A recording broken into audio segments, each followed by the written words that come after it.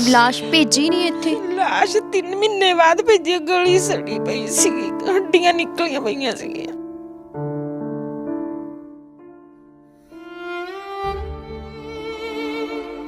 ਤਿੰਨ ਮਹੀਨੇ ਬਾਅਦ ਆਇਆ, ਮੈਂ ਉਹਦਾ ਮੂੰਹ ਵੀ ਨਹੀਂ ਦੇਖ ਸਕੀ। 9 ਮਹੀਨੇ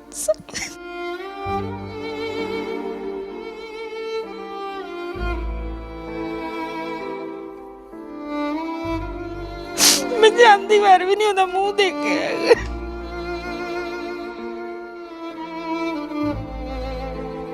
ਉਹਨਾਂ ਨੇ ਨਾ ਕੋਈ ਪੈਸਾ ਨਾ ਕੋਈ ਸਮਾਨ, ਇਕੱਲੇ ਇੱਕ ਚਿੱਟੇ ਕੱਪੜੇ ਚ ਲਪੇਟ ਕੇ ਭੇਜਤਾ ਜਿਵੇਂ ਲਬਾਰਸ ਹੁੰਦਾ ਏ। ਕਹਿੰਦਾ ਮੰਮੀ ਆ ਫੋਟੋ ਆ ਮੇਰੀ, ਕਹਿੰਦਾ ਤੂੰ ਕੁੜੀ ਵਧੀਆ ਜੀ ਦੇਖ ਕੇ ਰੱਖੀ। ਮੈਨੂੰ ਕੀ ਪਤਾ ਇਹਦੀ ਫੋਟੋ ਭੋਗ ਤੇ ਲੱਗਣੀ ਹੈ। ਹੁਣ ਮਕਾਨ ਤਾਂ ਸਾਨੂੰ ਇੰਨੇ ਬੈਂਕ ਨੇ ਤੰਗ ਕੀਤਾ ਪਿਆ, ਬਹੁਤ ਜ਼ਿਆਦਾ। ਹੁਣ ਕਹਿੰਦੇ 31 ਤਰੀਕ ਨੂੰ ਨਹੀਂ ਅਸੀਂ ਜਿੰਦਾ ਲਾ ਦਾਂਗੇ। ਬਸ ਬਾਹਰ ਪਤਾ ਨਹੀਂ ਕਿਵੇਂ ਮਾਰਿਆ ਉਹਨਾਂ ਨੇ, ਸਾਨੂੰ ਕੁਝ ਨਹੀਂ ਪਤਾ।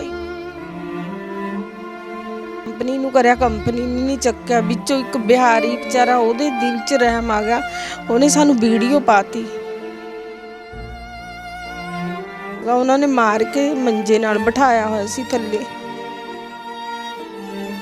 ਮੇਰਾ ਬੇਟਾ ਉਹ ਗੁੰਗਾ, ਇਹਨੂੰ ਉਹ ਵੀ ਗੁੰਗੀ ਆ। ਉਹੀ ਬੇਟਾ ਹੀ ਆ। 100-150 ਕੋਈ ਤਰਸ ਦੇ ਆਧਾਰ ਤੇ 200 ਰੁਪਏ ਦਿਹਾੜੀ ਦਿੰਦਾ, ਦਿਹਾੜੀ ਤੇ ਜਾਂਦਾ, ਬਸ ਇਹੀ ਕਮਾਈ ਆ। ਮੈਂ ਘਰਾਂ 'ਚ ਕੰਮ ਕੁਮ ਕਰ ਲੈਂਦੀ ਆ।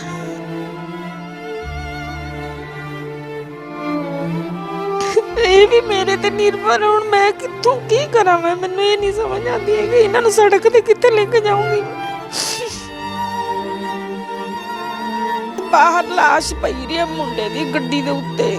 ਕੋਈ ਕਿਸੇ ਨੇ ਆ ਕੇ ਹਮਦਰਦੀ ਨਹੀਂ ਜਤਾਈ ਸਾਡੇ ਨਾਲ।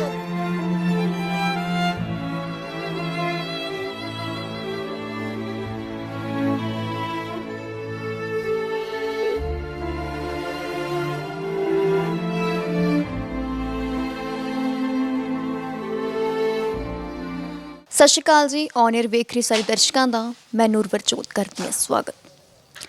ਕਈ ਵਾਰ ਅਸੀਂ ਸੋਚਦੇ ਨਹੀਂ ਹੁੰਦੇ ਕਿ ਸਾਡੇ ਨਾਲ ਵੀ ਕਦੇ ਇਹ ਚੀਜ਼ ਹੋ ਜੂਗੀ। ਇਸ ਤਰ੍ਹਾਂ ਦੀਆਂ ਜਦੋਂ ਚੀਜ਼ਾਂ ਵਾਪਰਦੀਆਂ ਸਾਨੂੰ ਯਕੀਨ ਨਹੀਂ ਹੁੰਦਾ ਵੀ ਇਹ ਗੱਲ ਹੋਊਗੀ। ਸੋ ਇਸ ਤਰ੍ਹਾਂ ਇੱਕ ਪਰਿਵਾਰ ਦੇ ਨਾਲ ਤੁਹਾਨੂੰ ਮਿਲਾਵਾਂਗੇ। ਬੜੀ ਹੀ ਕਹਾਣੀ ਉਹਨਾਂ ਦੀ ਅਜੀਬ ਹੈ, ਬੜੀ ਦੁੱਖ ਭਰੀ ਕਹਾਣੀ ਹੈ, ਤੁਹਾਨੂੰ ਸੁਣਾਵਾਂਗੇ।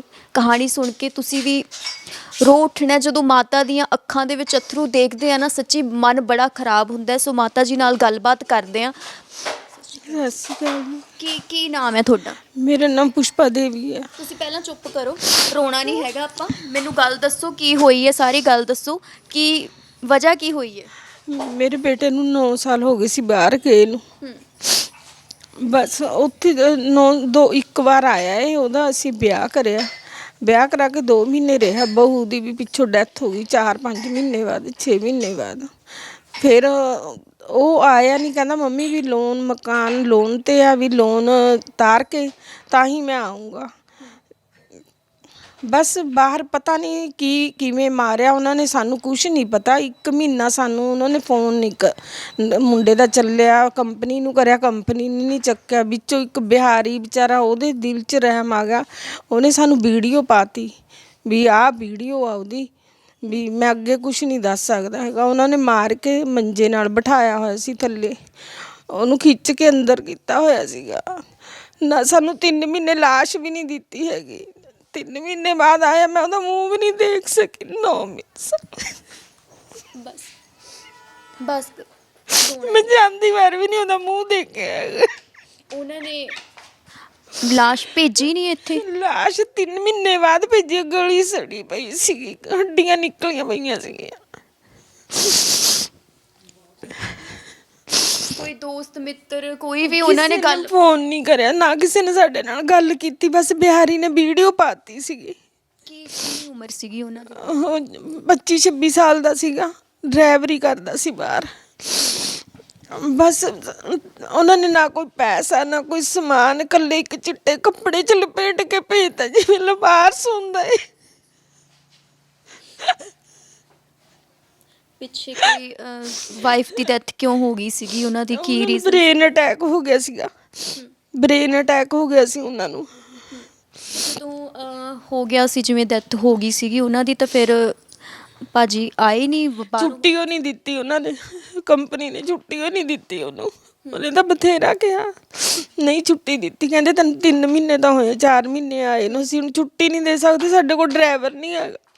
ਉਹਨੇ ਮੂੰਹ ਵੀ ਨਹੀਂ ਦੇਖਿਆ, ਬਸ ਮੁੜ ਕੇ ਮੇਲ ਹੀ ਨਹੀਂ ਹੋਇਆ ਉਹਦਾ। ਤੁਸੀਂ ਗੱਲ ਕਰਦੇ ਰਹਿੰਦੇ ਸੀਗੇ ਫੋਨ ਤੇ ਉਹਨਾਂ ਸਾਡੇ ਨਾਲ ਰੋਜ਼ ਗੱਲ ਹੁੰਦੀ ਸੀ, ਬਿਨ ਆ ਕੇ ਮੇਰੇ ਨਾਲ ਗੱਲ ਕਰਦਾ ਸੀਗਾ, 2-2 3-3 ਵਾਰੀ ਖੁਸ਼ ਸੀਗਾ, ਕਹਿੰਦਾ ਮੰਮੀ ਕੋਈ ਨਾ, ਹੁਣ ਆਪਣੇ ਨਾਲ ਰੱਬ ਨੇ ਜੋ ਕਰਨਾ ਸੀ ਕਰ ਲਿਆ। ਮੈਂ ਕਿਸੇ ਵੀ ਨਹੀਂ, ਹੁਣ ਤੇਰਾ ਵਿਆਹ ਕਰਦੇ ਨੇ 5 ਸਾਲ ਹੋ ਗਏ, 16 ਚ ਬਹੂ ਪੂਰੀ ਹੋਈ ਸੀਗੀ, ਵੀ ਤੇਰਾ ਹੁਣ ਅਸੀਂ ਵਿਆਹ ਕਰ ਦਿੰਦੇ ਆ, ਤੂੰ ਆ ਜਾ। ਕਹਿੰਦਾ ਮੰਮੀ ਆ ਫੋਟੋ ਆ ਮੇਰੀ, ਕਹਿੰਦਾ ਤੂੰ ਹੁਣ ਕੁੜੀ ਵਧੀਆ ਜੀ ਦੇਖ ਕੇ ਰੱਖੀ। ਮੈਨੂੰ ਕੀ ਪਤਾ ਇਹਦੀ ਫੋਟੋ ਭੋਗ ਤੇ ਲੱਗਣੀ ਹੈ, ਉਹੀ ਫੋਟੋ ਅਸੀਂ ਭੋਗ ਤੇ ਰੱਖੀ ਉਹਦੀ। ਹੁਣ ਮਕਾਨ ਦਾ ਸਾਨੂੰ ਇੰਨੇ ਬੈਂਕ ਨੇ ਤੰਗ ਕੀਤਾ ਪਿਆ, ਬਹੁਤ ਜ਼ਿਆਦਾ। ਹੁਣ ਕਹਿੰਦੇ 31 ਤਰੀਕ ਨੂੰ ਨਹੀਂ ਅਸੀਂ ਜਿੰਦਾ ਲਾ ਦਾਂਗੇ। ਮੈਂ ਕਿੱਥੋਂ ਕਰਜ਼ਾ ਲਿਆ ਸੀਗਾ? ਇਹਦੇ ਲੋਨ ਦਿੱਤਾ ਸੀ, ਮੁੰਡਾ ਹੀ ਭਰਦਾ ਸੀ ਕਿਸ਼ਤ, ਮੈਂ ਕਿੱਥੋਂ ਭਰਨੀ ਸੀ। ਕਿੰਨਾ ਤੁਸੀਂ ਕਰਜ਼ਾ ਲਿਆ ਸੀਗਾ ਇਹਨਾਂ ਤੋਂ ਬਾਹਰ ਭੇਜਣ ਵੇਲੇ? ਨਾ ਮਕਾਨ ਲਿੱਤਾ ਸੀ ਅਸੀਂ, ਸਾਨੂੰ ਮਕਾਨ ਲੈ ਕੇ ਦੇ ਗਿਆ ਸੀਗਾ। ਕਹਿੰਦਾ ਸੀ ਮੰਮੀ ਚੱਲ ਮੈਨੂੰ ਟੈਨਸ਼ਨ ਨਹੀਂ, ਰੋ ਕਿਸ਼ਤ ਮੈਂ ਭਰੀ ਜਾਊਂਗਾ, ਉਹੀ ਭਰਦਾ ਸੀਗਾ। ਉਹਦੇ ਪੂਰੇ ਹੋਣ ਤੋਂ ਬਾਅਦ ਅਸੀਂ ਕਿਸ਼ਤ ਨਹੀਂ ਭਰ ਸਕੇ ਹੈਗੇ। ਮੈਂ ਕਿੱਥੋਂ ਭਰਨੀ ਸੀ 10,000 ਕਿਸ਼ਤ? ਫਿਰ ਬੈਂਕ ਕਹਿੰਦਾ ਹੁਣ ਸਾਰੇ ਭਰੋ, ਸਾਰੇ ਮੈਂ ਕਿੱਥੋਂ ਭਰਾਂ? ਪਰਿਵਾਰ ਦੇ ਵਿੱਚ ਫਿਰ ਤੁਹਾਡੇ ਨਾਲ ਹੋਰ ਕੌਣ ਕੌਣ ਹੈ? ਮੇਰਾ ਬੇਟਾ ਉਹ ਗੁੰਗਾ, ਇਹਨੂੰ ਉਹ ਵੀ ਗੁੰਗੀ ਆ। ਤੇ ਫਿਰ ਕਮਾਈ ਦਾ ਸਾਧਨ ਕੋਈ? ਉਹੀ ਬੇਟਾ ਹੀ ਆ, 100-150 ਕੋਈ ਤਰਸ ਦੇ ਆਧਾਰ ਤੇ 200 ਰੁਪਏ ਦਿਹਾੜੀ ਦਿੰਦਾ, ਦਿਹਾੜੀ ਤੇ ਜਾਂਦਾ, ਬਸ ਇਹੀ ਕਮਾਈ ਆ। ਮੈਂ ਘਰਾਂ 'ਚ ਕੰਮ ਕੁਮ ਕਰ ਲੈਂਦੀ ਆ, ਹੋਰ ਕੋਈ ਕਮਾਈ ਨਹੀਂ, ਕੋਈ ਮਦਦ ਨਹੀਂ, ਕੀ ਕੁਛ ਨਹੀਂ ਹੈਗਾ ਸਾਨੂੰ। ਤੁਹਾਨੂੰ ਫਿਰ ਕਿਹਦਾ ਫੋਨ ਆਇਆ ਸੀ? ਬੈਂਕ ਵਾਲਿਆਂ ਦਾ ਫੋਨ ਆਇਆ ਸੀਗਾ ਵੀ? ਵਾਲੇ ਆਪ ਆ ਕੇ ਗਏ ਸੀ, ਮਿਹਨਤੀ ਕਰਕੇ ਕਹਿੰਦੇ ਵੀ ਅਸੀਂ ਜਿੰਦਾ ਲਾ ਦੇਣਾ 31 ਨੂੰ, ਵੀ ਤੁਸੀਂ 26 ਤੱਕ ਪੈਸੇ ਭਰੋਗੇ ਤਾਂ ਠੀਕ ਹੈ, ਨਹੀਂ ਅਸੀਂ 31 ਨੂੰ ਜਿੰਦਾ ਲਾ ਜਾਾਂਗੇ। ਤੁਸੀਂ ਉਹਨਾਂ ਨੂੰ ਇਹ ਗੱਲ ਨਹੀਂ ਕਹੀ ਕਿ ਸਾਡੇ ਕੋਲ ਤਾਂ ਕੋਈ ਕੁਝ ਪਤਾ ਉਹਨਾਂ ਨੂੰ? ਅਸੀਂ ਬੇਟੇ ਦੀਆਂ ਉਹ ਪਾਈਆਂ, ਮੂਵੀ ਪਾਈਆਂ ਜਿਹੜੀਆਂ ਉਧਰੋਂ ਆਈ ਸੀਗੀ, ਕੁਛ ਨਹੀਂ ਸੁਣ। ਕਹਿੰਦੇ ਸੀ ਕਿ ਨਹੀਂ ਇਹ ਤਾਂ ਕਾਰਵਾਈ ਸਾਨੂੰ ਕਰਨੀ ਪਊਗੀ। ਤੇ ਫਿਰ ਤੁਸੀਂ ਚਲੋ ਬੈਂਕ ਵਾਲਿਆਂ ਨੇ ਨਹੀਂ ਸੀ ਸੁਣੀ, ਤੇ ਨਾਲ ਦੇ ਤੁਹਾਡੇ ਕੋਈ ਰਿਸ਼ਤੇਦਾਰ, ਕੋਈ ਨਾਲ ਕੋਈ ਨਹੀਂ ਆ ਕੇ ਖੜਿਆ? ਤੁਸੀਂ ਕਿਸੇ ਨਾਲ ਗੱਲ ਨਹੀਂ ਕੀਤੀ ਵੀ ਕੋਈ ਨਾਲ ਜਾ? ਰਿਸ਼ਤੇਦਾਰਾਂ ਨੂੰ ਪਤਾ, ਸਭ ਨੂੰ ਪਤਾ ਏ, ਸਭ ਨੂੰ। ਉਹ ਕਹਿੰਦੇ ਵੀ ਅਸੀਂ ਕੀ ਕਰ ਸਕਦੇ ਹਾਂ, ਕਹਿੰਦੇ 10-20 ਦੀ ਅਸੀਂ ਮਦਦ ਕਰ ਸਕਦੇ ਹਾਂ, 10-20 ਤਾਂ ਅਸੀਂ ਕਰ ਸਕਦੇ ਹਾਂ, 10-20 ਨਾਲ ਕਿਹੜਾ ਕਰਜ਼ਾ ਉਤਰੂਗਾ ਇਹਦਾ। ਫਿਰ ਉਹਨਾਂ ਨੇ ਇਕੱਠਾ 10-20 ਕਰਕੇ 2-2.5 ਲੱਖ ਰੁਪਇਆ ਕਰਿਆ। ਹੁਣ 3.5 ਲੱਖ ਘੱਟਦਾ, ਮੈਂ ਕਿੱਥੋਂ ਪਾਵਾਂ 3.5? ਮੇਰੇ ਕੋਲ 3.5 ਰੁਪਏ ਨਹੀਂ ਹੈਗੇ, ਮੈਂ ਕਿੱਥੋਂ ਕਰ ਸਕਦੀ? ਤੇ ਫਿਰ ਇਦਾਂ ਵੀ ਤਾਂ ਹੋ ਸਕਦਾ ਸੀਗਾ ਵੀ ਤੁਹਾਡਾ ਕੋਈ ਮੇਨ ਇੱਥੇ ਮਹੱਲੇ 'ਚ ਕੋਈ ਜਿਵੇਂ MC ਹੁੰਦੇ ਨੇ, ਤੁਸੀਂ ਕੋਈ ਸਰਕਾਰੀ ਬੰਦਾ ਨਹੀਂ ਆਇਆ? ਕਿਸੇ ਨੇ ਸਾਰ ਨਹੀਂ ਪੁੱਛੀ ਤੁਹਾਡੀ? ਕਿਸੇ ਨੇ ਨਹੀਂ ਸਾਰ ਪੁੱਛੀ। ਸਾਡੇ ਬੇਟਾ ਬਾਹਰੋਂ ਲਾਸ਼ ਆਈ ਹੈ, ਕੋਈ ਮਰੇ ਤੇ ਨਹੀਂ ਆਇਆ ਕਾ ਕੇ ਖੜਿਆ ਹੈਗਾ, ਕੋਈ ਸੰਸਕਾਰ ਤੇ ਨਹੀਂ ਗਿਆ ਮਹੱਲੇ ਦਾ। ਅਸੀਂ ਨਵੇਂ ਆ ਕੇ ਰਹੇ ਹਾਂ ਉਰੇ। ਪਰ ਇਹ ਤਾਂ ਇਨਸਾਨੀਅਤ ਦੇ ਨਾਂ ਤੇ ਬਹੁਤ ਗਲਤ ਹੈ ਨਾ। ਕੋਈ ਨਹੀਂ ਆ ਕੇ ਖੜਿਆ, ਕੋਈ ਬੰਦਾ ਨਹੀਂ ਆ ਕੇ ਖੜਿਆ। ਬਾਹਰ ਲਾਸ਼ ਪਈ ਰਹੀ ਹੈ ਮੁੰਡੇ ਦੀ ਗੱਡੀ ਦੇ ਉੱਤੇ, ਕੋਈ ਕਿਸੇ ਨੇ ਆ ਕੇ ਹਮਦਰਦੀ ਨਹੀਂ ਜਤਾਈ ਸਾਡੇ ਨਾਲ। ਕਦੋਂ ਦੀ ਗੱਲ ਹੈ ਜਦੋਂ ਡੈਥ ਹੋਈ ਸੀਗੀ? ਕਿੰਨੇ ਦਿਨ ਹੋ ਗਏ ਇਸ ਗੱਲ ਨੂੰ? 3 ਮਈ 'ਚ ਪੂਰਾ ਹੋਇਆ ਸੀ ਇਹ। 8 ਸਾਲ ਹੋ ਗਿਆ, ਸਾਲ ਵਾਂਗੂ ਮੈਨੂੰ ਧੱਕੇ ਖਾਂਦੀ ਨੂੰ ਹੋ ਗਏ। ਕਦੇ ਭਗਵੰਤ ਮਾਨ ਕੋਲ, ਕਦੇ ਇਹਦੇ ਕੋਲ ਅਰਬਨ ਸਟੇਟ, ਕਦੇ ਰਾਜੇ ਕੋਲ, ਕਦੇ ਕਿਤੇ SP ਬਰਾਏ। ਮੈਂ ਤਾਂ ਕੋਈ ਛੱਡਿਆ ਨਹੀਂ ਹੈਗਾ, ਕਿੱਥੇ ਨਹੀਂ ਮੈਂ ਧੱਕੇ ਖਾਦੇ ਹੈਗੇ। ਤੁਹਾਡੇ ਨਾਲ ਵੀ ਕੋਈ ਅੱਗੇ ਪਿੱਛੇ ਨਹੀਂ ਜਾਂਦਾ ਹੋਣਾ? ਤੁਸੀਂ ਇਕੱਲੇ ਹੋ, ਬਹੁਤ ਔਖਾ ਲੱਗਦਾ ਹੋਣਾ? ਮੈਂ ਇਕੱਲੀ, ਕਿਰਾਇਆ ਵੀ ਰੋਜ਼ ਕਿੱਥੋਂ ਲਿਆ? ਮੈਂ ਤੁਰ ਕੇ ਵੀ ਲੱਤਾਂ ਦੁਖਣ ਲੱਗ ਜਾਂਦੀ ਨੇ। ਤੇ ਤੁਹਾਡੇ ਹਸਬੈਂਡ? ਉਹਨਾਂ ਦੀ ਤਾਂ ਪਹਿਲਾਂ ਹੀ ਡੈਥ ਹੋ ਗਈ ਸੀ, 15 ਚ ਹੀ ਹੋ ਗਏ ਸੀ ਪੂਰੇ। ਜਦੋਂ ਵੀਰੇ ਨੂੰ ਬਾਹਰ ਭੇਜਿਆ ਸੀਗਾ, ਤੇ ਜਿਹੜੀ ਪਾਰਟੀ ਸੀ ਜਿਨ੍ਹਾਂ ਤੋਂ ਵੀ ਤੁਸੀਂ ਵੀਜ਼ਾ ਲਵਾਇਆ ਸੀ ਜਾਂ ਜਿਨ੍ਹਾਂ ਨੂੰ ਪੈਸੇ ਦਿੱਤੇ, ਕੋਈ ਤਾਂ ਆਪਣੇ ਥਰੂ ਲੈ ਕੇ ਗਿਆ ਹੀ ਹੋਣਾ ਨਾ ਉਹਨਾਂ ਨੂੰ? ਤੇ ਅਸੀਂ ਵੀਜ਼ਾ ਲੱਗਿਆ ਉਹਦਾ ਬੰਬੇ, ਅਸੀਂ ਤਾਂ ਜਾਣਦੇ ਨਹੀਂ ਹੈਗੇ। ਉਹ 15 ਦਿਨ ਪਹਿਲਾਂ ਚਲਿਆ ਗਿਆ ਸੀ ਉੱਥੋਂ ਵੀਜ਼ਾ। ਕੰਪਨੀ ਦਾ ਕਹਿੰਦਾ ਸੀ ਠੀਕ ਆ ਮੰਮੀ, 9 ਸਾਲ ਹੋ ਗਏ, ਤਨਖਾਹ ਵੀ ਟਾਈਮ ਨਾਲ ਦਿੰਦਾ ਸੀ ਸਾਨੂੰ। ਮਕਾਨ ਪਹਿਲਾਂ 5 ਲੱਖ ਦੇ ਦਿੱਤਾ ਸੀ ਉਹਨੇ, ਮਕਾਨ ਨੂੰ ਸਾਨੂੰ ਲੈ ਤਾ ਬਿਆਨਾ ਕਰਕੇ। ਹੁਣ ਕਿਸ਼ਤ ਉਹੀ ਭਰਦਾ ਸੀਗਾ। ਹੁਣ ਸਾਨੂੰ ਤਾਂ ਪਤਾ ਨਹੀਂ, ਹੁਣ ਬੈਂਕ ਕਹਿੰਦੇ ਵੀ ਅਸੀਂ ਤਾਂ ਜਿੰਦਾ ਲਾ ਦਾਂਗੇ 31 ਤਰੀਕ ਨੂੰ, ਕਹਿੰਦੇ ਅਸੀਂ ਕਾਗਜ਼ੀ ਕਾਰਵਾਈ ਪੂਰੀ ਕਰ ਦਾਂਗੇ ਜੇ ਨਾ ਤੁਸੀਂ ਪੈਸੇ ਭਰੇ। ਕਿਹੜੀ ਕੰਟਰੀ 'ਚ ਕਿੱਥੇ ਗਏ ਸੀ? ਸਾਊਦੀ ਅਰਬ ਚ ਗਿਆ ਸੀਗਾ। ਦੇ ਵਿੱਚ ਤੇ ਫਿਰ ਤੁਹਾਨੂੰ ਇਸ ਤਰ੍ਹਾਂ ਪਤਾ ਲੱਗਿਆ ਵੀ ਅੱਜ ਤੁਸੀਂ ਤਸਵੀਰਾਂ ਦੇਖੀਆਂ ਸੀਗੀਆਂ ਤਾਂ ਉਹਦੇ ਵਿੱਚ ਕੀ ਉਹਨਾਂ ਨੂੰ ਕੁੱਟ ਰਹੇ ਸੀਗੇ, ਮਾਰ ਰਹੇ ਸੀ? ਨਾ ਮਾਰ ਕੇ ਅੰਦਰ ਖਿੱਚ ਕੇ ਲੈ ਕੇ ਗਏ ਸੀਗੇ। ਉਹ ਕੰਮ ਤੋਂ ਆਇਆ ਸੀਗਾ, ਉੱਥੇ ਹੀ ਉਹਨਾਂ ਨੇ ਟੈਂਕਰ ਖੜਾਉਣ ਗਏ ਆ, ਉਹ ਬਿਹਾਰੀ ਨੇ ਮਾੜਾ ਜਿਹਾ ਦੱਸਿਆ, ਕਹਿੰਦਾ ਬਸ ਉੱਥੇ ਹੀ ਕੁੱਟਿਆ। ਫਿਰ ਉੱਥੋਂ ਪਤਾ ਲੱਗਦਾ ਸੀਗਾ ਵੀ ਖਿੱਚ ਕੇ ਅੰਦਰ ਕਰਿਆ, ਬਸ ਜਰਾਬਾਂ ਪਾਈਆਂ ਵੀ ਔਕਣੇ ਕੱਪੜੇ ਪਾਏ ਹੋਏ ਨੇ। ਜੇ ਉਹਨੇ ਫਾਂਸੀ ਲਈ ਹੁੰਦੀ ਜਾਂ ਸੁਸਾਈਡ ਕਰਿਆ ਹੁੰਦਾ, ਜੀਭ ਬਾਹਰ ਨਿਕਲੀ ਹੁੰਦੀ ਜਾਂ ਲੱਤਾਂ ਮਾਰਦਾ, ਕੁਛ ਨਹੀਂ, ਉਹਨੂੰ ਕੋਈ ਦੁੱਖ ਹੀ ਨਹੀਂ ਸੀਗਾ। ਮੇਰੇ ਨਾਲ 1 ਦਿਨ ਪਹਿਲਾਂ ਗੱਲ ਕਰੀ ਆ, 2 ਦਿਨ ਪਹਿਲਾਂ। ਕੀ ਕਹਿੰਦੇ ਸੀ ਗੱਲ ਕਰਕੇ? ਕੀ ਕਹਿੰਦੇ ਸੀ ਮੰਮੀ ਹੁਣ ਟੈਨਸ਼ਨ ਨਾ ਲੈ, ਮੈਂ ਆ ਜਾਣਾ, ਪੈਸੇ ਭਰ ਦਾਂਗਾ ਤੁਹਾਡੇ ਸਾਰੇ, ਖਤਮ ਹੀ ਕਰ ਦੂੰਗਾ, ਲੋਨ ਹੀ ਖਤਮ ਕਰ ਦੂੰ, ਮੈਂ 1 ਫਲੈਟ ਲੈ ਲਾਂਗਾ। ਕਹਿੰਦਾ ਤੂੰ ਟੈਨਸ਼ਨ ਨਾ ਲੈ। ਉਹਨੂੰ ਪਤਾ ਸੀ ਮੰਮੀ ਇਕੱਲੀ ਆ, ਮੇਰਾ ਭਰਾ ਗੂੰਗਾ ਹੈ, ਮੇਰਾ ਹੀ ਸਹਾਰਾ ਹੈ, ਉਹਨੇ ਕੀ ਕਰਨਾ ਸੀਗਾ? ਕੁਛ ਨਹੀਂ ਕਰ, ਬਸ ਉਹ ਵੀ ਨਹੀਂ ਰਿਹਾ, ਕੋਈ ਨਹੀਂ ਰਿਹਾ, ਇਕੱਲੀ ਰਹਿ ਗਈ ਮੈਂ।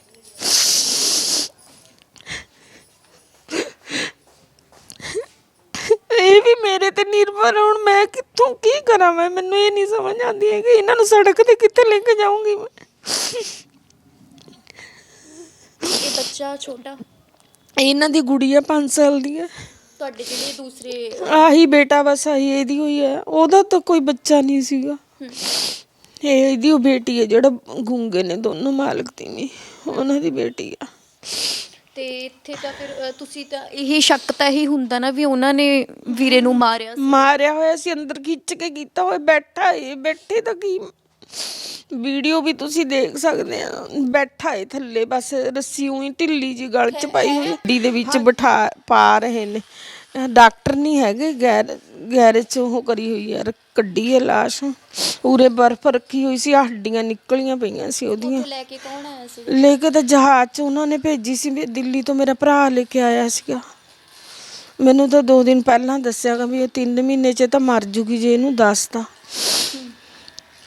ਬਸ ਮੈਂ ਇਹ ਪੁੱਛਦੀ ਸੀ ਵੀ ਕਾਹਦਾ ਹੋਊਗਾ ਬਸ। ਆਪਾਂ ਸੋਚਦੇ ਹਾਂ ਵੀ ਹਨਾ ਕਿ ਸਾਡਾ ਗਿਆ ਵੀ ਸਭ ਕੁਝ ਸੌਖਾ ਹੋ ਜਾਊਗਾ, ਆਪਾਂ ਇਹ ਸੋਚਦੇ ਹਾਂ ਵੀ ਟੈਨਸ਼ਨ ਫ੍ਰੀ ਹੋ ਗਏ ਹੁਣ, ਚੱਲ ਹਨਾ ਸਾਰਾ ਕੁਝ। ਮੰਮੀ ਟੈਨਸ਼ਨ ਨਾ ਲੈ, ਮੈਂ ਸਾਰਾ ਕੁਝ ਕਰ ਦੂੰਗਾ, ਆਪਣਾ ਮਕਾਨ ਇੰਨਾ ਕੁ ਲਹਿਦਾ ਬਣਾ ਲੂੰਗਾ, ਇਹਨਾਂ ਨੂੰ ਲਹਿਦਾ ਇਹਨਾਂ ਨੂੰ ਦੇ ਦੂੰਗਾ, ਮੈਂ ਲਹਿਦਾ ਬਣਾ ਲੂੰਗਾ, ਤੂੰ ਟੈਨਸ਼ਨ ਨਾ ਲੈ। ਜਿੱਧਰ ਜੀ ਕਰੂਗਾ ਉੱਧਰ ਰਹਿ ਜੀ। ਹੁਣ ਮੈਨੂੰ ਕੀ ਪਤਾ ਸੀ ਮੈਨੂੰ ਇਕੱਲੀ ਨੇ ਛੱਡ ਜੂਗਾ, ਜਮੇ ਸਾਰੀਆਂ ਜ਼ਿੰਮੇਵਾਰੀਆਂ ਮੇਰੇ ਤੇ ਪਾ ਜੂਗਾ।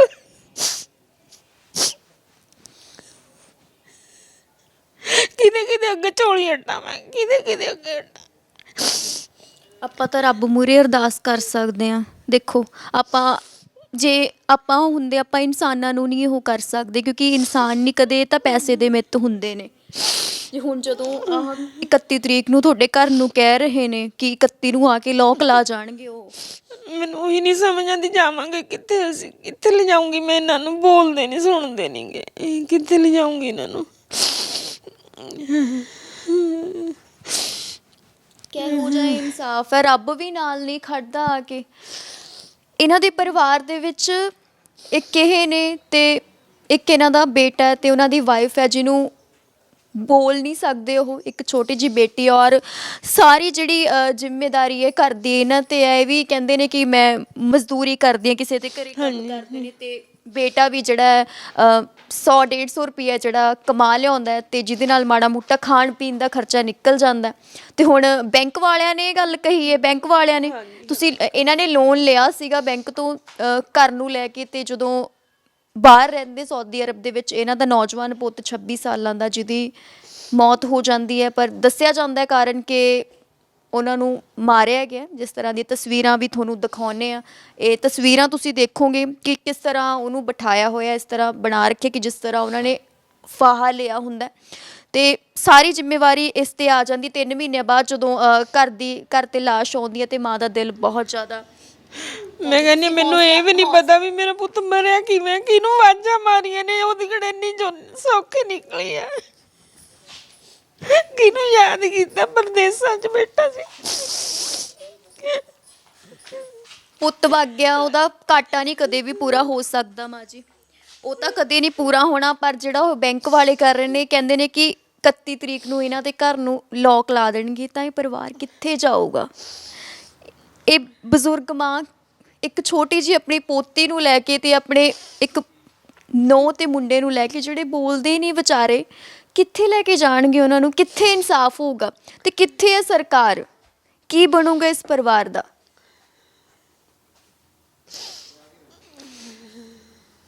ਇਹ ਇਨਸਾਫ ਸਰਕਾਰਾਂ ਤੋਂ ਲਈਏ ਜਾਂ ਉਸ ਰੱਬ ਤੋਂ ਜਿਹਨੇ ਇਸ ਤਰ੍ਹਾਂ ਬਣਾ ਦਿੱਤਾ ਹੈ ਕਿ ਇੱਕ ਮਾਂ ਜਦੋਂ ਸੋਚਦੀ ਹੈ ਕਿ ਮੇਰਾ ਪੁੱਤ ਇੰਨਾ ਕੁਛ ਕਰੇਗਾ ਕਿ ਸਾਡੀ ਜ਼ਿੰਦਗੀ ਸਵਰ ਜੂਗੀ, ਘਰ ਵੀ ਬਣਾ ਕੇ ਦਿੱਤਾ ਹੈ, ਤੇ ਉਸ ਤੋਂ ਬਾਅਦ ਜਦੋਂ ਆਹ ਕੁਛ ਹੋ ਜੇ ਤਾਂ ਜਿਉਣ ਦੀ ਇੱਛਾ ਹੀ ਨਹੀਂ ਰਹਿੰਦੀ। ਮਾਤਾ ਜੀ ਮੈਨੂੰ ਕਹਿੰਦੇ ਸੀ ਮੰਮੀ ਜਿੱਦਣ ਲੋਨ ਉਤਰ ਗਿਆ ਮੈਂ ਤੇਰੇ ਨਾਲ ਰਹੂੰਗਾ। ਮੈਂ ਕਿਹਾ 9 ਸਾਲ ਤਾਂ ਹੋ ਗਏ, ਪਿਓ ਵੀ ਪੂਰਾ ਹੋ ਗਿਆ, ਬਹੂ ਵੀ ਪੂਰੀ ਹੋ ਗਈ, ਮੈਂ ਇਕੱਲੀ ਰਹਿ ਗਈ। ਦੱਸ ਮੈਂ ਕੀ ਕਰਾਂ ਕੀ ਨਾ। ਬਜ਼ੁਰਗ ਵੇਲੇ 'ਚ ਇੱਦਾਂ ਹੀ ਹੁੰਦਾ ਨਾ ਕਿ ਹੁਣ ਮੇਰਾ ਇੱਕ ਪੁੱਤ ਆ, ਵੀ ਮੈਂ ਉਸ ਸਾਰੇ ਰਹਿ ਲਾਂ ਕਿ ਮੇਰਾ ਪੁੱਤ ਮੈਨੂੰ ਸਾਂਭ ਲੂਗਾ, ਤੇ ਉੱਥੇ ਜਦੋਂ ਆਪ ਨੂੰ ਜ਼ਿੰਮੇਵਾਰੀਆਂ ਸਾਂਭਣੀਆਂ ਹੋਣ ਬਹੁਤ ਔਖਾ। ਰੋ ਰੋ ਕੇ ਮੇਰੀ ਅੱਖਾਂ ਵੀ ਖਰਾਬ ਹੋ ਗਈਆਂ ਨੇ। ਹੁਣ ਮੈਂ ਦੱਸ ਕਰਾਂਗੀ ਕਿੱਥੇ ਜਾਵਾਂ? ਮੈਂ ਇਹਨਾਂ ਨੂੰ ਲੈ ਕੇ ਕਿੱਥੇ ਜਾਵਾਂ? ਮੈਂ ਇਕੱਲੀ ਜਾਨ ਹੋਵੇ ਮੈਂ ਤਾਂ ਇਹਨਾਂ ਨੂੰ ਫਿਰ ਕੀ ਕਰੂੰਗੀ? ਬਹਾ ਦੇ ਦੂੰਗੀ, ਆਪ ਵੀ ਮਰ ਜੂੰਗੀ, ਇਹਨਾਂ ਨੂੰ ਵੀ ਮਾਰ ਲੂੰਗੀ ਨਾਲ।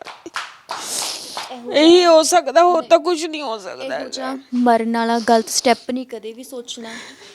ਮੌਤ ਤਾਂ ਰੱਬ ਦੇ ਹੱਥ ਹੈ। ਪਾਜੀ ਦਾ ਨਹੀਂ ਪਤਾ ਸੀ, ਕੋਈ ਪਤਾ ਸੀ ਆਪਾਂ ਨੂੰ? ਚੰਗੇ ਹੱਸਦੇ ਖੇਡਦੇ ਸੀ, ਫੋਨ ਤੇ ਗੱਲ ਕੀਤੀ, ਕੋਈ ਲੱਗਦਾ ਸੀ ਵੀ ਉਹਨਾਂ ਨੂੰ ਕੁਝ ਹੋ ਜਾਊਗਾ? ਨਹੀਂ ਸੋਚਿਆ ਸੀ ਨਾ। ਤੇ ਮੌਤ ਆਪਣੇ ਹੱਥ ਨਹੀਂ ਹੈ, ਤੇ ਤੁਸੀਂ ਇਹੋ ਜਿਹਾ ਕੁਛ ਨਾ ਸੋਚੋ। ਆਪਾਂ ਨੂੰ ਲੜਨਾ ਪਊਗਾ, ਜਿੰਨੀ ਹੋ ਸਕੇ ਆਪਾਂ ਤੁਹਾਡੀ ਸਪੋਰਟ ਕਰਾਂਗੇ। ਮੈਨੂੰ ਸਾਲ ਹੋ ਗਏ ਲੜਦੀ ਨੂੰ, ਕਦੇ ਦਰ ਦੇ ਠੋਕਰਾਂ ਖਾਂਦੀ ਨੂੰ ਸਾਲ ਹੋ ਗਿਆ ਮੈਨੂੰ। ਮੇਰੀ ਲੱਤਾਂ ਰਹਿ ਗਈਆਂ ਤੁਰ ਕੇ।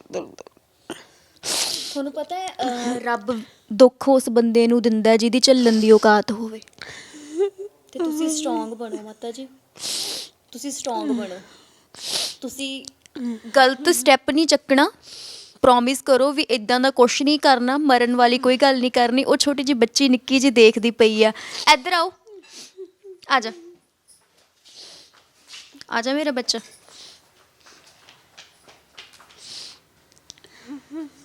ਇਹ ਛੋਟੀ ਜਿਹੀ ਪਿਆਰੀ ਜਿਹੀ ਬੱਚੀ ਆ, ਪੋਤੀ ਹੈ ਇਹਨਾਂ ਦੀ। ਕਿਹੜੀ ਕਲਾਸ 'ਚ ਪੜ੍ਹਦੇ ਹੋ? ਨਹੀਂ ਮੈਨੂੰ ਤਾਤਾ ਖੁਦ ਮੈਨੂੰ ਤਾਤਾ। ਅੱਛਾ, ਦਾਦੀ ਰੋਂਦੇ ਨੇ, ਚੁੱਪ ਨਹੀਂ ਕਰਾਉਂਗੇ ਦਾਦੀ ਨੂੰ? ਹੈ ਨਹੀਂ ਦਾਦੀ ਰੋ ਰਹੇ ਨੇ, ਚੁੱਪ ਕਰਾਓ ਦਾਦੀ ਨੂੰ। ਇਹ ਤਾਂ ਚੁੱਪ ਕਰਾਉਂਦੀ ਰਹਿੰਦੀ। ਜਦ ਮੈਂ ਰੋਣ ਲੱਗ ਜਾਂਦੀ, ਇਕੱਲੀ ਬੈਠੀ ਹੁੰਨੀ ਆ, ਫਿਰ ਚੁੱਪ ਕਰਾਊਗੀ। ਮੈਨੂੰ ਕਹੂਗੀ ਦਾਦੀ ਕਿਉਂ ਰੋਨੀ ਆ? ਆਪਣੀ ਫਰਾਕ ਨਾਲ ਮੇਰੇ ਅੱਖਾਂ ਪੁੰਝੂਗੀ। ਮੈਂ ਕਹਿੰਦੀ ਮੈਂ ਕੀ ਕਰਾਂ, ਮੈਂ ਕੀ ਦੱਸਾਂ ਤੁਹਾਨੂੰ? ਇਹਦਾ ਚਿਹਰਾ ਦੇਖ ਕੇ ਸੋਚ ਲਓ ਕਿ ਸ਼ਾਇਦ ਇਹਨਾਂ ਦਾ ਅੱਗੇ ਫਿਊਚਰ ਹੈ ਮਾਤਾ ਜੀ, ਤੇ ਸਾਨੂੰ ਇਹਨਾਂ ਦੇ ਲਈ ਤਾਂ ਲੜਨਾ ਹੀ ਪੈਣਾ। ਹੁਣ ਉਹ ਤਾਂ ਕੰਧਾਂ ਨੇ, ਉਹਨਾਂ ਨਾਲ ਤਾਂ ਮੈਂ ਗੱਲ ਨਹੀਂ ਕਰ ਸਕਦੀ ਵੀ ਕੀ ਲੈਣਾ ਕੀ ਦੇਣਾ, ਕੁਝ ਨਹੀਂ ਕਰ ਸਕਦੀ। ਉਹਨਾਂ ਨੂੰ ਤਾਂ ਖਾਣ ਨੂੰ ਚਾਹੀਦੀ ਹੈ ਰੋਟੀ। ਉਹਨਾਂ ਨਾਲ ਮੈਂ ਕੋਈ ਗੱਲ ਨਹੀਂ ਕਰ ਸਕਦੀ। ਕੀ ਕਰੀਏ, ਜਦੋਂ ਹੁਣ ਰੱਬ ਨੇ ਕਰ ਹੀ ਦਿੱਤਾ ਤਾਂ ਹੁਣ ਆਪਾਂ ਕੁਛ ਕਰ ਵੀ ਨਹੀਂ ਨਾ ਸਕਦੇ। ਬਸ ਰੋ ਹੀ ਸਕਦੀ ਹਾਂ ਮੈਂ ਇਕੱਲੀ। ਮੈਨੂੰ 2-2 2:30 ਵੱਜ ਜਾਂਦੇ ਕਈ ਵਾਰ ਰੋਂਦੀ ਨੂੰ, ਵੀ ਕੀ ਜਾਵਾਂ, ਕਿੱਥੇ ਜਾਵਾਂ, ਕਿਹਨੂੰ ਕਹਾਂ, ਕਿਹੜੇ ਰੱਬ ਨੂੰ ਕਹਾਂ ਵੀ ਮੇਰੀ ਮਦਦ ਕਰ ਦੋ? ਕਿਹੜਾ ਰੱਬ ਆ ਵੀ ਜਿਹਨੂੰ ਮੈਂ ਕਹਾਂ ਮੇਰੀ ਮਦਦ ਕਰ ਦੋ? ਰੋਣਾ ਨਹੀਂ, ਰੋਣਾ ਸੋਲਿਊਸ਼ਨ ਨਹੀਂ ਹੁੰਦਾ। ਅੱਖਾਂ ਖਰਾਬ ਕਰੋਗੇ, ਫਿਰ ਸਿਹਤ ਖਰਾਬ ਹੋਊਗੀ, ਤੇ ਲੜਨ ਵਾਲੇ ਤੁਹਾਨੂੰ ਪਤਾ ਇਕੱਲੇ ਤੁਸੀਂ ਹੋ। ਤੇ ਜੇ ਤੁਸੀਂ ਰੋਈ ਗਏ ਤਾਂ ਫਿਰ ਅੱਗੇ ਕੌਣ ਕਰੂਗਾ? ਇਹਨਾਂ ਨੂੰ ਕੌਣ ਸਾਂਭੂਗਾ? ਤੁਸੀਂ ਹੁਣ ਮੋਢੇ ਹੋ, ਤੁਹਾਡੇ ਤੇ ਰਿਸਪੌਂਸਿਬਿਲਿਟੀ ਛੱਡ ਕੇ ਗਿਆ ਵੀਰਾ, ਤੇ ਉਹ ਦੇਖਦਾ ਵੀ ਹੋਊਗਾ। ਕੁਛ ਸੋਚਦਾ ਤਾਂ ਸੀ ਵੀ ਮੇਰੀ ਮਾਂ ਦੇ ਪੱਲੇ ਵੀ ਨਹੀਂ ਹੈਗਾ ਕੁਛ। ਮਕਾਨ ਪਹਾੜ ਜਿੰਨਾ ਕਰਜ਼ਾ ਹੈ ਵੀ ਕਿਵੇਂ ਦਊਗੀ ਮੇਰੀ ਮਾਂ? ਜੇ ਉਹ ਸੋਚਦਾ ਹੁੰਦਾ ਤਾਂ ਕਿਉਂ ਜਾਂਦਾ? ਇਹ ਤਾਂ ਰੱਬ ਨੇ ਲਿਖਿਆ, ਜੋ ਹੋਣਾ ਹੋਣਾ, ਮਰਨਾ ਸੱਚ ਹੈ। ਮੈਨੂੰ ਲੈ ਜਾਂਦਾ ਪਹਿਲਾਂ, ਉਹ ਆਪੇ ਸਾਂਭ ਲੈਂਦਾ ਸਾਰਾ ਕੁਝ। ਮੈਨੂੰ ਲੈ ਜਾਂਦਾ, ਮੇਰਾ ਜਾਣ ਦਾ ਟਾਈਮ ਸੀਗਾ। ਕੋਈ ਗੱਲ ਨਹੀਂ। ਕਿੰਨੀ ਰਾਸ਼ੀ ਤੁਸੀਂ ਬੈਂਕ ਵਾਲਿਆਂ ਨੂੰ ਦੇਣੀ ਹੈ? ਬੈਂਕ ਵਾਲਿਆਂ ਨੂੰ 6,34,000 ਦੇਣਾ ਹੈ। 3 ਲੱਖ ਦਾ ਸਾਡਾ ਇੰਤਜ਼ਾਮ ਹੋ ਗਿਆ। 3.5 ਲੱਖ ਰੁਪਈਆ ਘਟਦਾ ਹੈ। ਹੁਣ ਉਹਦਾ ਇੰਤਜ਼ਾਮ ਨਹੀਂ ਹੋ ਰਿਹਾ ਕਿ ਤੂੰ ਤਾਂ ਬੇਨਤੀ ਕਰਦੇ ਆ ਵੀ ਕੋਈ ਭੈਣ ਭਾਈ ਸਾਡੀ ਮਦਦ ਕਰ ਦੇਣ, ਵੀ ਚੱਲ ਸਾਡੀ ਛੱਤ ਬਚੀ ਰਹਿ ਜੇ, ਬੱਚੇ ਬੈਠੇ ਰਹਿ ਜਾਣਗੇ। ਕਿੰਨੇ 31 ਤਰੀਕ ਤੱਕ? 31 ਤਰੀਕ ਤੋਂ ਪਹਿਲਾਂ ਭਰਨੇ ਨੇ। ਕਹਿੰਦੇ ਜੇ 31 ਆ ਗਈ ਫਿਰ ਅਸੀਂ ਤੇ ਲੌਕ ਕਰ ਜਾਣਾ ਇਹਨੂੰ, ਤੁਸੀਂ ਜਿੱਥੇ ਮਰਜ਼ੀ ਜਾਇਓ। ਅਸੀਂ ਨਹੀਂ, ਸਾਲ ਕਢਾਤਾ ਤੁਹਾਡਾ, ਅਸੀਂ ਨਹੀਂ ਹੁਣ ਕੁਝ ਕਰ ਸਕਦੇ ਹੈ। ਹੁਣ ਮੈਂ ਕੀ ਕਰਾਂ, ਕਿਹਨੂੰ ਕਹਾਂ ਜਾ ਕੇ? ਕਿਹਨੂੰ ਕਹਾਂ।